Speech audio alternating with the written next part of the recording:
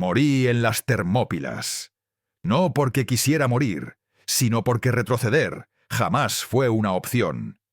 Cuando el cielo se oscureció por las flechas persas y entendí que ya nos habían rodeado, supe exactamente por qué estaba allí. Déjame contarte cómo se siente esperar a la muerte, sin miedo. Mi nombre es Doros, hijo de nadie importante. Fui hoplita espartano, criado para sostener un escudo, para obedecer sin dudar y para morir si era necesario. Esta no es la historia de los 300, es la historia de uno de ellos.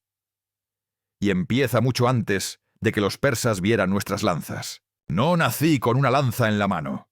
Eso es lo primero que la gente de fuera no entiende de Esparta. Nací llorando, gritando, con miedo, como todos. Pero en Esparta no importa cómo naces, importa en qué te conviertes. Desde que tuve memoria, el mundo fue simple, no fácil, simple.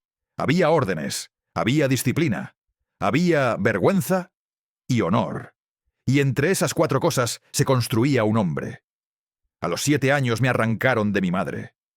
No recuerdo su llanto, recuerdo su mirada. No era tristeza, era expectativa. En Esparta, una madre no te enseña a vivir, te enseña a no fallar. Crecí con hambre, hambre real, hambre de pan y hambre de aprobación.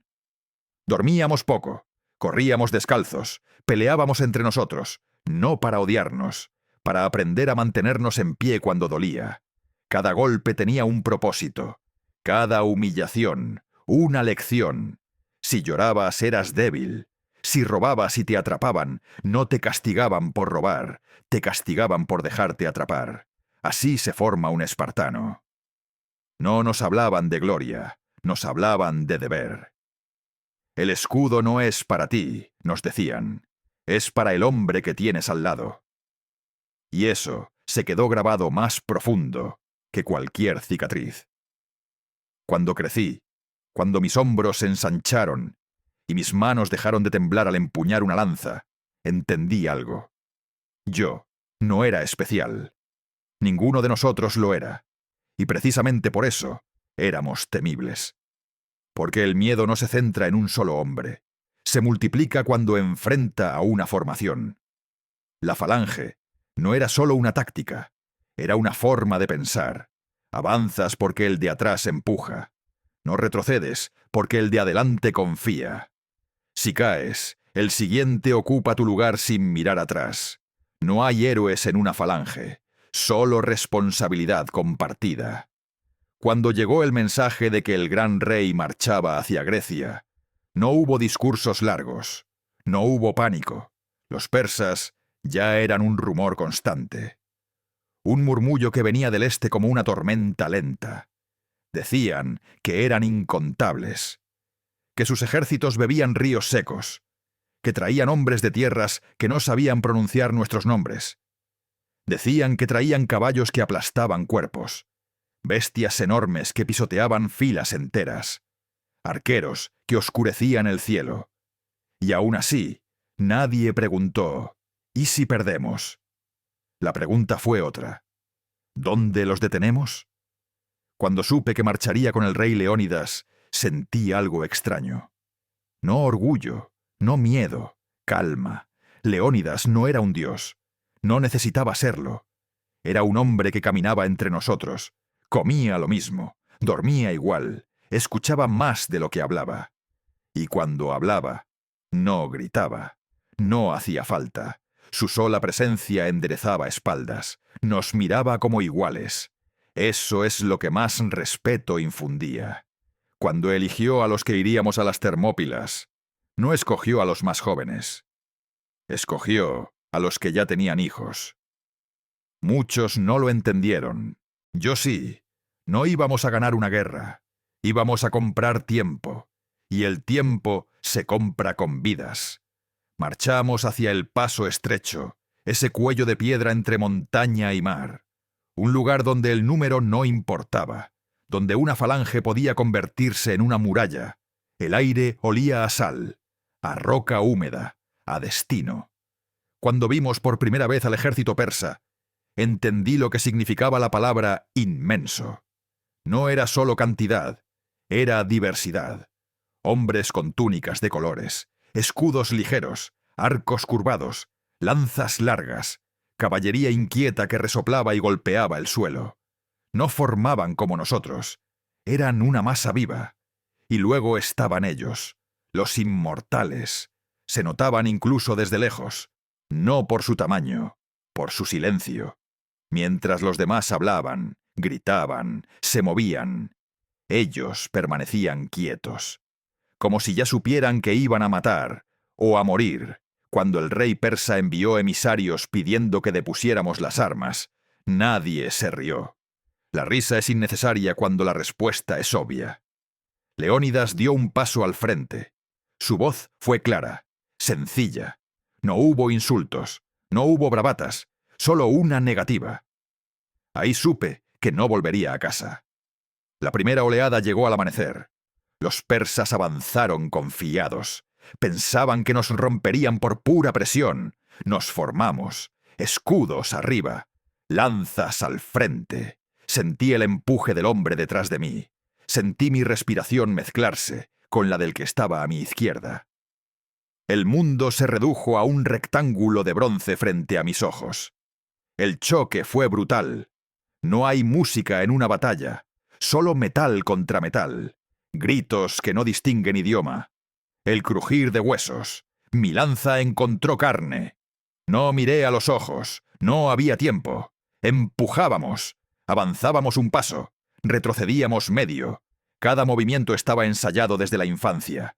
Cuando una lanza se rompía, otra la reemplazaba. Cuando un hombre caía, el hueco se cerraba.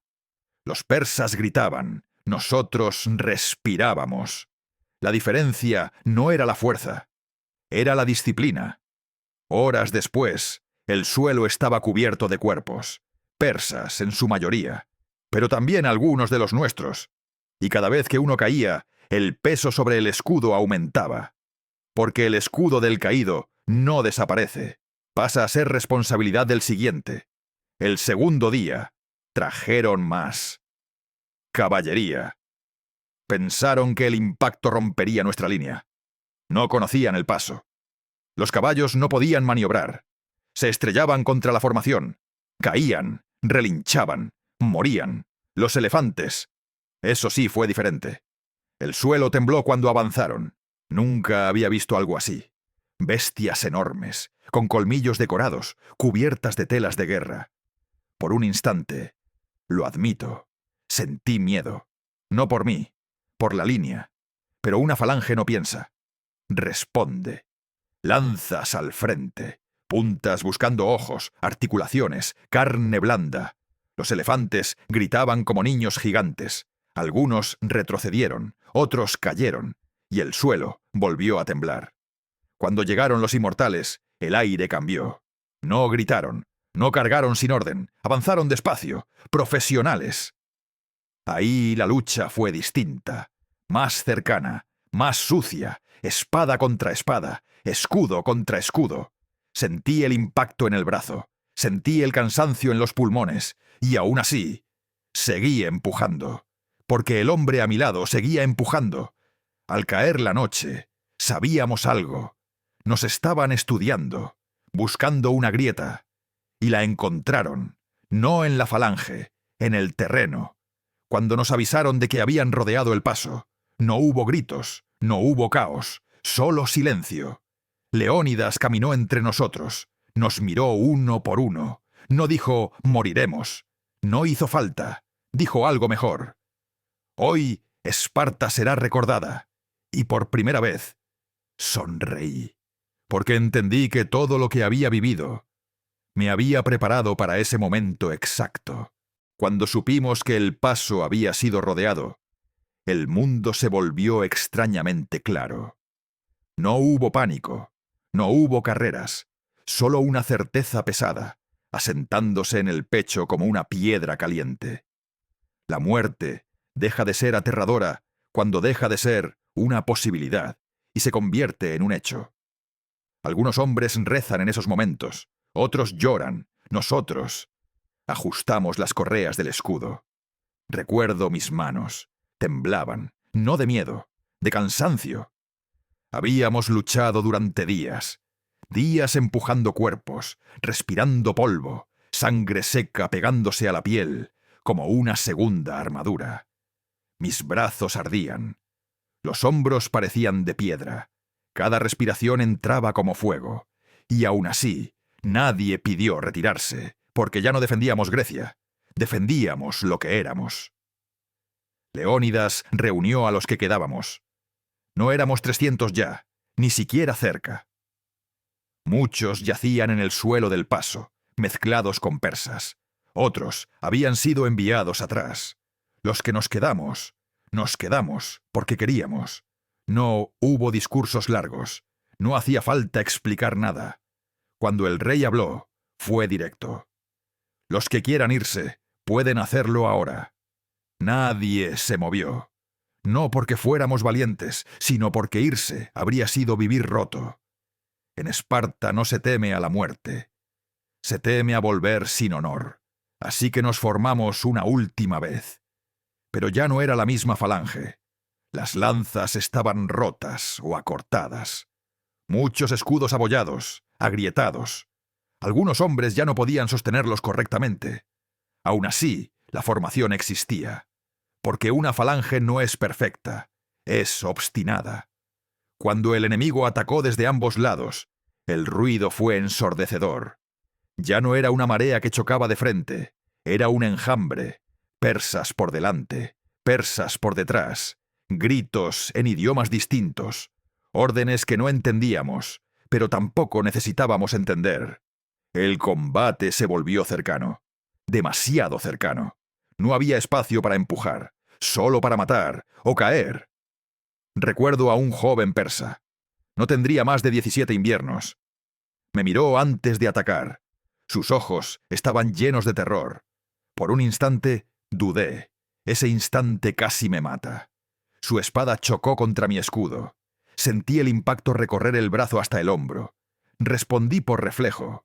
La lanza entró bajo sus costillas. Cuando cayó, no sentí victoria. Solo vacío. No había tiempo para pensar. Los inmortales volvieron a avanzar. Esta vez, sin rodeos. Luchaban bien, mejor que los demás. Sabían esperar, sabían atacar en grupo, buscaban huecos, errores, cansancio. Y nosotros estábamos cansados. Uno de ellos me golpeó el escudo con tal fuerza que caí de rodillas. Otro intentó rematarme. El hombre a mi izquierda lo detuvo. Recibió el golpe por mí. Nunca supe su nombre. Nunca lo había sabido. Y aún así, murió por mí. Me levanté gritando, no de rabia, de necesidad. La formación se rompía en fragmentos. Pequeños grupos luchando espalda con espalda. Escudos, ya no alineados, pero todavía juntos. Vi caer a hombres que había conocido desde niño. Hombres que habían compartido pan, castigos, risas breves alrededor del fuego. Cada caída era una herida que no sangraba, pero pesaba. La caballería volvió a intentarlo. Esta vez desmontados. Ya no importaban las tácticas elegantes. Era supervivencia pura. Espadas cortas, puñales, golpes con el borde del escudo. Sentí como algo me atravesaba el muslo. No sentí dolor al principio, solo calor. Cuando la pierna falló, lo entendí. Seguí luchando apoyándome en el escudo. Cada movimiento era más lento, cada respiración más costosa. Leónidas aún estaba allí. Lo vi a lo lejos, cubierto de sangre que no sabía si era suya, luchando como uno más. No daba órdenes, no hacía falta. Su sola presencia era una orden. Cuando cayó, el mundo se detuvo un segundo. No gritamos, no huimos, avanzamos, porque si el rey caía, entonces la línea era su cuerpo. Luchamos alrededor de él como animales acorralados, ya no por estrategia, por instinto. Mi brazo izquierdo dejó de responder. El derecho apenas sostenía la espada. Sentí otro golpe, luego otro. Caí. El cielo estaba gris, no por nubes, por flechas. Pensé en mi madre, no en su voz, en su mirada. Pensé que no volvería a verla, y por primera vez sonreí, porque morir allí era exactamente lo que me habían preparado para hacer. El último sonido que escuché no fue un grito. Fue el golpe de un escudo contra el suelo. No recuerdo el momento exacto en el que morí. Eso es algo que nadie te cuenta. La muerte no llega como un golpe final, limpio, heroico. Llega como un cansancio absoluto. Como si el mundo decidiera soltarte. Y tú ya no tuvieras fuerzas para agarrarte. Estaba en el suelo. Eso sí lo recuerdo. La tierra de las Termópilas era dura, irregular, manchada. Tenía el sabor del hierro y del polvo. Cada respiración era un esfuerzo consciente, como si tuviera que convencer a mis pulmones de seguir funcionando. A mi alrededor, el combate continuaba, pero más lejos.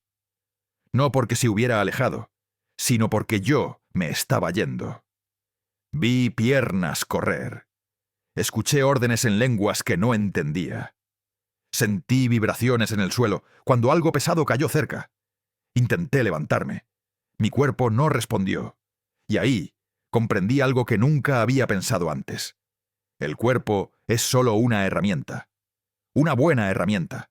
Hasta que deja de serlo. No sentí rabia, no sentí tristeza, sentí alivio. Porque ya no tenía que sostener el escudo. Ya no tenía que empujar. Ya no tenía que ser fuerte. Había cumplido. Recordé las palabras que nos repetían desde niños. Vuelve con tu escudo. O sobre él. Sonreí. No estaba volviendo. Pero tampoco había huido. El ruido empezó a apagarse. Como cuando te sumerges bajo el agua. El cielo seguía gris. Pensé que sería lo último que vería. Y entonces todo cambió. No hubo luz cegadora. No hubo voces.